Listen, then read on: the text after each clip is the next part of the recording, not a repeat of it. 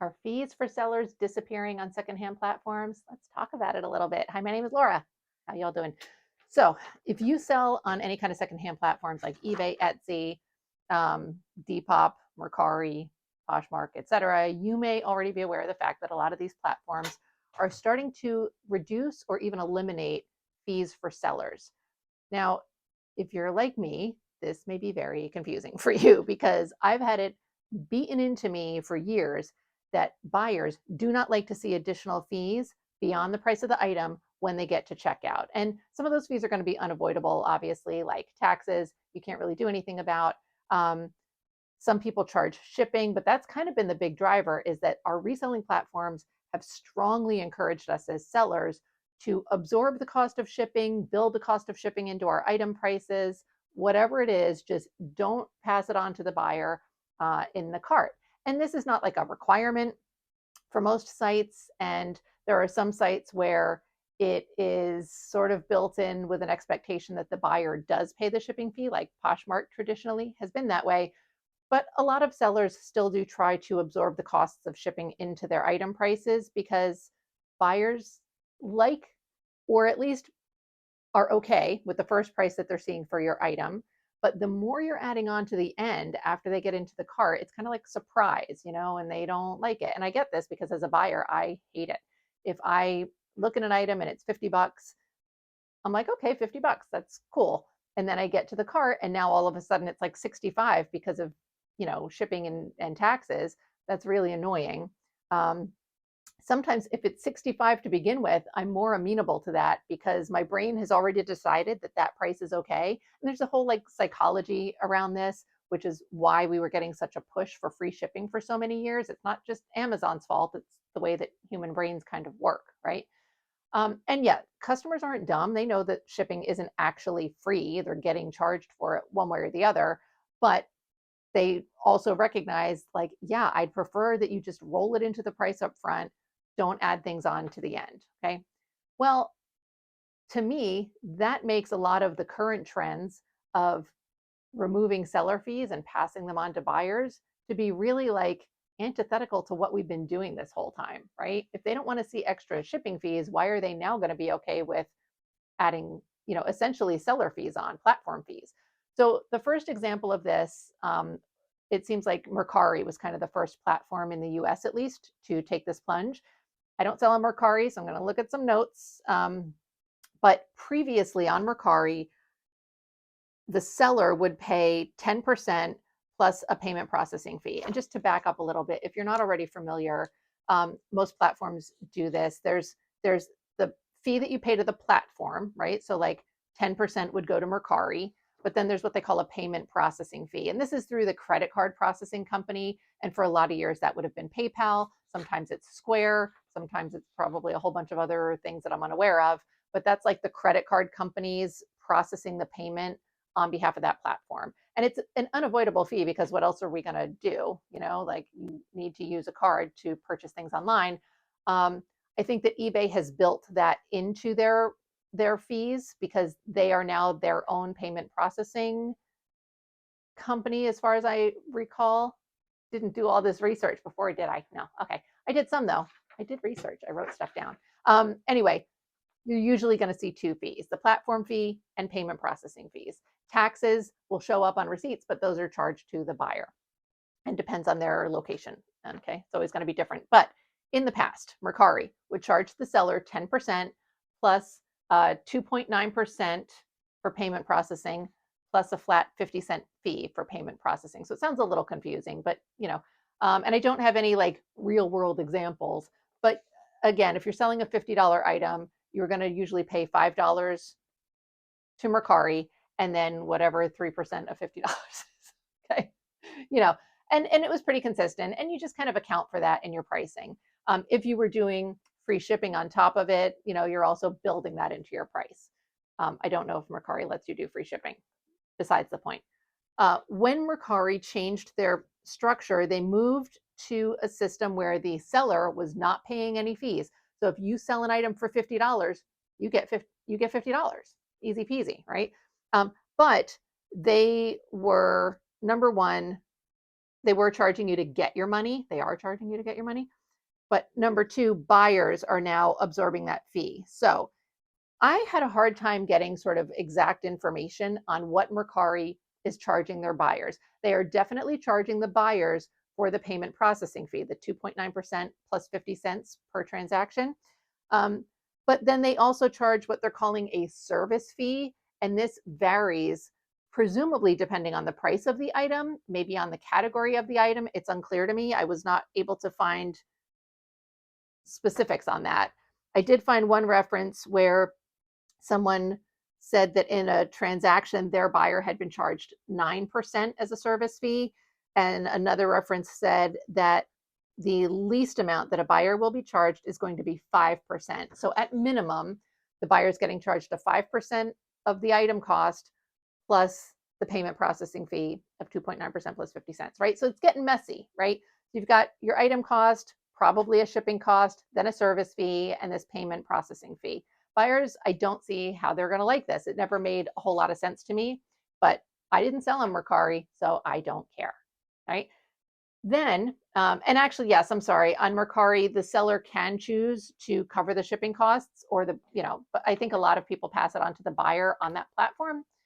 And that's also can be sort of a cultural thing per platform. There are some sites where it's much more common for sellers to cover those costs, others where it's expected the buyers do. Often it is a choice for the seller as to whether they want to cover it or not. The next platform that jumped on board with this plan was Depop, another one that doesn't have a huge base. It's Depop. Not that many people have heard about it, but in the past, Depop would charge sellers 10% plus a payment processing fee of 3.3% plus 45 cents per transaction. Okay. And this whole payment processing thing, 3.3% plus 45 cents or 2.9 plus 50 cents, like it sounds messy and confusing. That's not something that the platforms themselves are determining. Those charges are coming from the payment processing center. So to use PayPal as an example, because most people are familiar with that, PayPal, I know they used to be 2.9% plus 30 cents per transaction. I believe that's still what they are on Whatnot. And so different companies are going to have different structures, but they're all kind of in that range. So Depop was charging sellers 10% plus payment processing fees. Okay. And again, you could choose whether you were covering shipping costs or not. That was a choice for sellers. Now Depop, sellers are paying no Depop fees, but sellers do still pay the payment processing fee. Yes, of 3.3% plus 45 cents per transaction. The buyer is charged up to 5% as a Depop fee, which I think they're calling a service fee. And then plus they're paying a fixed fee of up to $1. So again, it's a little messy, right? 5%, so if they buy a $100 item, they're paying $5, right? And then plus up to another dollar. I assume there's some variation there depending on the item cost. So you got a couple things adding up. And then if the seller is also passing that shipping fee onto the buyer, you've got that in the receipt as well. This all seems very messy to me. I am a buyer who has experience as a seller. I am very well aware of all these fees, and I still don't like to see all that stuff in my cart at the end. I'm much more likely to buy something if I see that it's $50 and I get to my cart and it's $50, I'm golden. If it's like $55, I'm like, oh, that sucks, but okay, but I don't want to see all these fees passed on at the end. But this is a trend that more platforms are moving to, because now we find that Poshmark has done it. I also don't sell on Poshmark any longer. Poshmark in the past charged sellers 20% payment processing fees, not payment processing, 20% fees. You know what I'm saying? I was really doing well up until this point, wasn't I? Like I kind of had my words flowing properly. I sounded like an intelligent person. Okay. Poshmark previously would charge 20% fees to sellers. All right.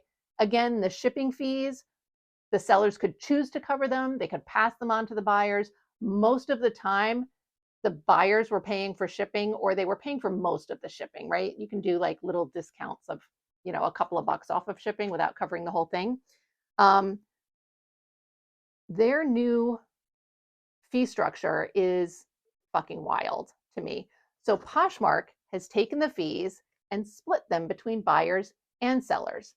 So instead of sellers just paying 20%, now the sellers are charged 5.99%, just call it 6, but it's 5.99% plus either $1, $2, or $3 per transaction, okay? And that $1, $2, or $3 is based on the cost of the item. So like a $15 item, they're going to be charged 5.99% plus $1. And then I forget what the tiers are, but like 50 and up, it's 5.99% plus $3, okay? The buyer is also getting charged the same thing as the seller, 5.99% plus $1, $2, or $3, depending on the item cost.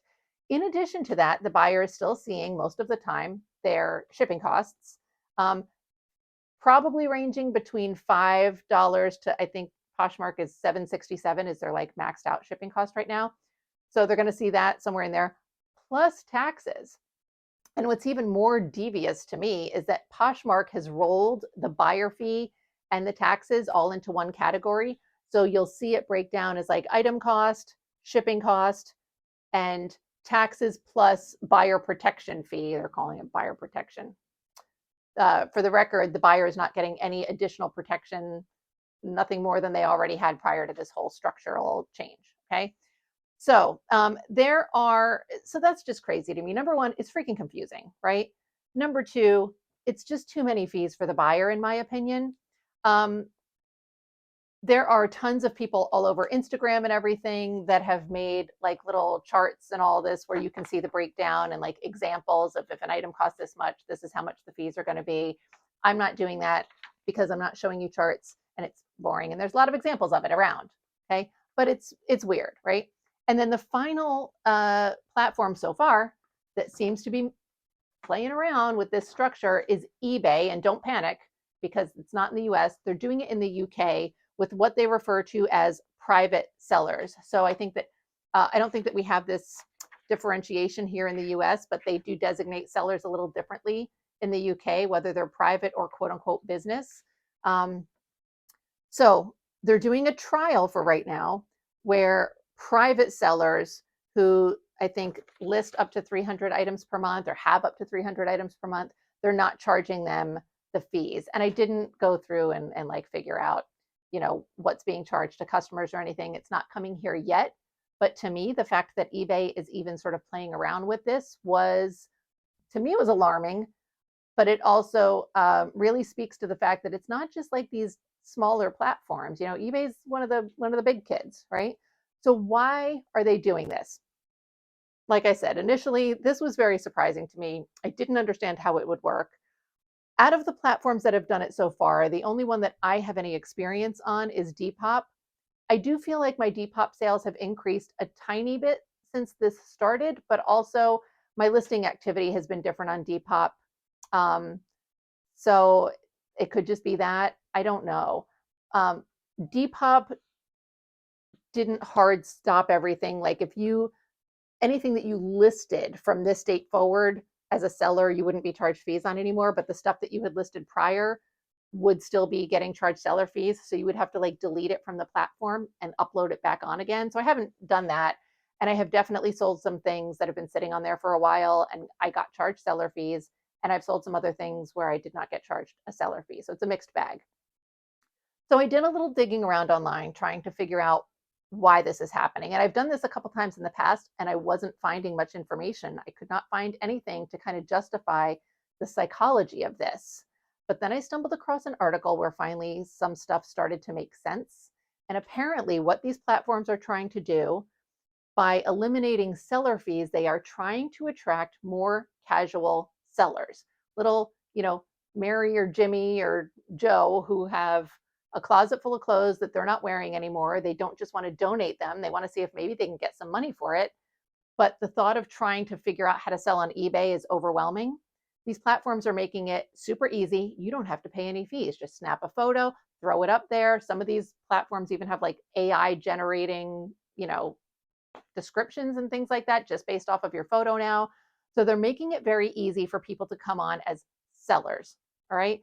Now, if you're thinking, okay, we already don't have enough buyers, what are they doing? The the thought behind this is that casual sellers, people who are not in this as a profession, coming onto the platforms as casual sellers, those are also going to turn into buyers.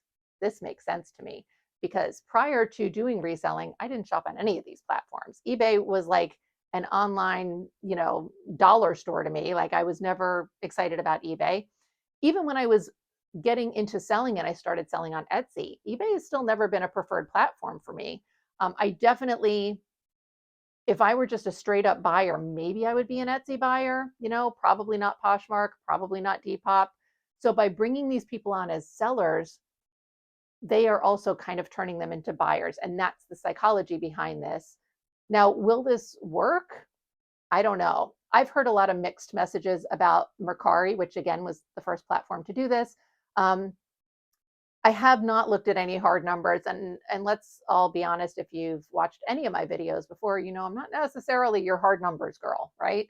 But there's not a whole lot that's popping up with like hard, solid proof. There are definitely people who have a reputation as being knowledgeable about things saying, oh, Mercari is doing a lot better since they rolled this out. There are anecdotal stories from sellers going, my sales really dropped once this was rolled out. So it's hard to say.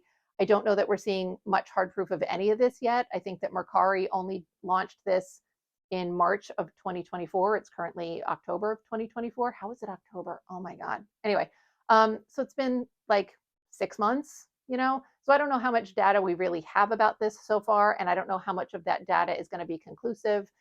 It's new patterns that everybody needs to get used to. But it is interesting. Now, does this mean that all of these platforms are going to start moving to this type of model? I don't know. When I think about all of these platforms, to me, and I've talked about this on my channel before too, if you are a casual seller, I've always looked at Poshmark as being one of the easiest ways to get into this. Depop, pretty similar. Mercari, in my opinion, is also similar. But again, I don't have the Mercari experience. But all of these platforms, number one, kind of take care of shipping for you. They don't just handle it, but they give you very specific shipping options. They make the pricing for shipping much more manageable than actually trying to learn shipping. And I think that shipping can be a really big barrier to sellers, figuring out selling.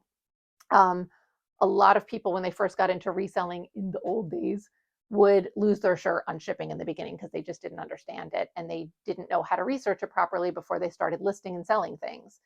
So I have always felt like those three platforms, particularly Depop, Poshmark, and Mercari, are really good for casual sellers. And so it kind of makes sense to me that way. Now, eBay, obviously, eBay has been around for decades. I think the mid 90s is when they started up, 95, 96. And obviously at that time, everybody was a casual seller because it was a brand new thing and it was a whole different beast. And it's definitely grown over the years. And now eBay is so big that their actual like Goodwill has eBay accounts. I'm sure that big sellers, like I'm sure Macy's has their own account, Free People. This is speculation on my part, but I think that a lot of these larger companies have their own selling channels through eBay, even if they're not outright saying, hey, yeah, it's us, Nike on eBay. They are using smaller names or something, but people are taking advantage of this as a platform in a large business sense. So I don't know if eBay will have the same type of success with not charging seller fees and using that as a way to attract sellers to turn them into buyers, maybe. But to me, eBay's whole process is still pretty complicated for experienced sellers. They change things all the time. They don't make it very intuitive.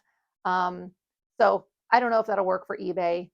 Etsy is one of my preferred platforms. And honestly, I don't know that this is going to work for Etsy, especially since Etsy is working on going back to handmade and vintage, which they've always stayed with like the line that they are handmade and vintage. But in practice, they've had a whole bunch of junk flooding their market for a long time, and they're cracking down on that this year. So I don't know that I see that being a feasible technique for them to utilize. You never know. But I do think that Etsy tries to put forth this image of being a little bit more exclusive, a little bit more curated. And so I don't know that the no seller fee in order to attract more sellers as buyers is going to be a tactic that works for them. I am not a big business, tycoon. Um, so who knows? I am just speculating on my own, but I thought I would share all this information with you because this has been baffling to me. I could not figure out why on earth these platforms would be doing this and how this was supposed to be making them more money. Once I figured out that they're trying to attract sellers as buyers, then it made a little bit more sense to me. Get them on here to sell their like 3 pairs of Abercrombie jeans that they don't wear anymore. And now we've got them hooked searching for things to buy. That makes sense to me. We're all of us sellers buy on these platforms all the time. And in fact, it's a big thing with Whatnot that whether this is true or not, I don't know, but it's certainly talked about that, the only buyers on Whatnot are resellers. So maybe that's true. Regardless, that's just a little bit of information. For now, I'm not changing anything about how I do my business. I haven't changed my pricing. Some people have said like, okay, well, if my seller fees are going down, then I'm going to bring my prices down a little bit to make up for that. I haven't done that. Again, Depop is the only platform that's been affected for me, but I get so many offers from buyers all the time that I don't really worry about that minute of a pricing difference. I'm not taking, if I'm selling something for $39 on Depop, 10% of that was $3.90. I'm not going to knock $4 off of my $39 fee. You know what I mean? Like people make me offers of $15 on that all the time. It'll work itself out in the negotiation if I choose to do it that way. And that's a whole separate video. Offers are getting, oh my God, offers. We'll talk about that another time. Anyway, I hope that this was enlightening information for you. Again, you can follow all sorts of people on Instagram that will have information on this. You can feel free to leave me a comment and I'll try and send you a link to somebody that I've watched if that's helpful. I appreciate you watching this and I'll talk to you again soon. Bye.